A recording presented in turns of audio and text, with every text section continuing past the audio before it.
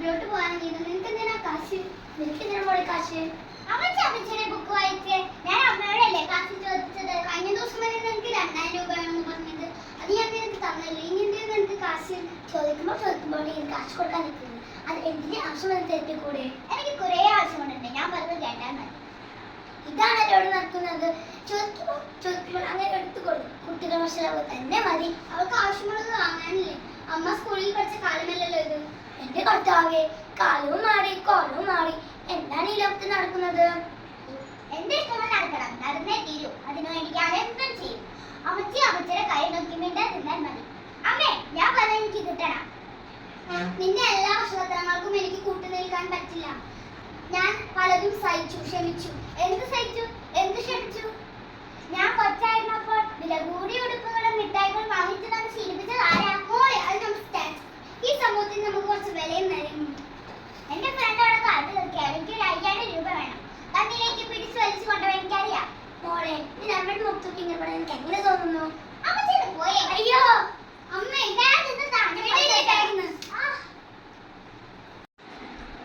Hello എടാ, കാശ് കിട്ടില്ല. കാശിനെ എങ്ങനെയെങ്കിലും തരാം. എനിക്ക് സാധനം വേണം. നീ കാരണമാണ് ഞാൻ ഡ്രഗ്സ് ഒക്കെ ഉപയോഗിക്കാൻ തുടങ്ങിയത്. സാധനം കിട്ടി എനിക്ക് ഭ്രാന്ത് പിടിക്കും. മോളെ, ഞാൻ ആരോടെ സംസാരിച്ചത്? എന്തിനാ എന്റെ പുറകെ നടക്കുന്നത്? നാശം. മൂലയ്ക്കുന്നൂടെ അവിടെ. അയ്യോ, അമ്മച്ചിയുടെ കഴുത്തിൽ സ്വർണ്ണമലയില്ലേ? മാല എങ്കിൽ മാല. മോളെ,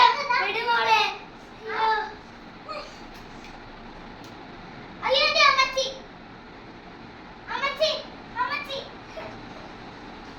അയ്യോ അമ്മേ, എന്തുണ്ടായ മോളെ? സോറി, ക്ഷമിക്കണം അമ്മ. എന്റെ കൈ കൊണ്ട് അമ്മച്ചി പിടഞ്ഞു വീണതാ. എന്റെ എടുത്തുകൊണ്ട് നടന്ന എന്റെ അമ്മച്ചി എന്റെ കൈ കൊണ്ട് പിടഞ്ഞു വീണു. ഇതിനെല്ലാം കാരണം എന്റെ ലഹരിയാണ്.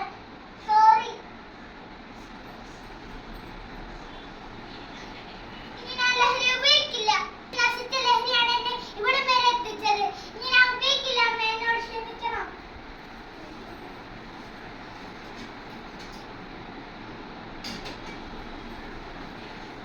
അമ്മേ,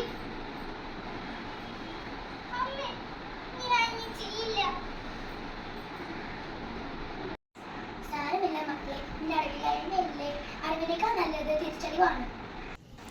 ഇന്നത്തെ തലമുറയെ വഴിതെറ്റിക്കുന്ന വളരെ അപകടകാരിയായ ഒരു ദുശീലമാണ് മയക്കുമരുന്നുകളുടെ ഉപയോഗം.